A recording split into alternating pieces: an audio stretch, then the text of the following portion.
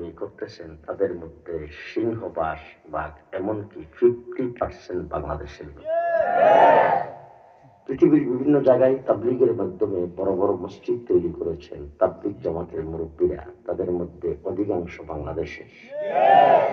গোটা পশ্চিমা দুনিয়া তাবলীগ পরিচালিত হয় ইংল্যান্ড থেকে।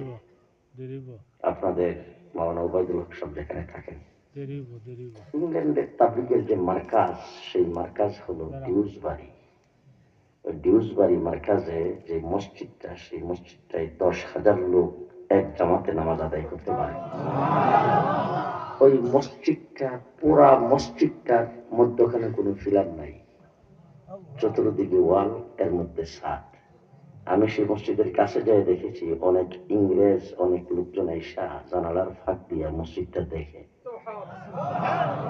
আশ্চর্য হয়ে বলি, এটা কেমন ইঞ্জিনিয়ার বানাইছে, এত বড় বিশাল মসজিদ, মধ্যখানে কোনো ফিলার নাই।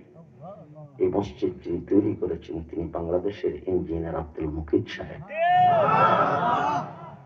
গোটা পৃথিবীতে আজকে মিডল ইস্টে যেখানকার ভাষা আরবি, যেখানে আমার রাসূল জন্মগ্রহণ করেছেন, যেখানকার ভাষায় কোরআন নাজিল হয়েছে, ওই সমস্ত জায়গা দেখেন, ওই সমস্ত দেশের শতকরা 80টা মসজিদের ইমাম বাংলাদেশি হাফেজে কোরআন। এবং আমি গোটা মিডল ইস্টের প্রত্যেকটা রাষ্ট্র চুষে বেড়াইছি। আরব আমিরাতে আমার বিয়াই প্রায় 28 বছর সেখানে বসবাস করেছে। আমার যে জামাতা তেলাওয়াত করেছেন, সে তার জন্ম থেকে নিয়ে লেখাপড়া সবকিছু করেছেন আরব আমিরাতে। তাদের কাছ থেকে খবর নিয়ে দেখেন, গোটা আরব আমিরাত কেন, গোটা মিডল ইস্টের কোথাও একটা আলেম তৈরির কারখানা নাই।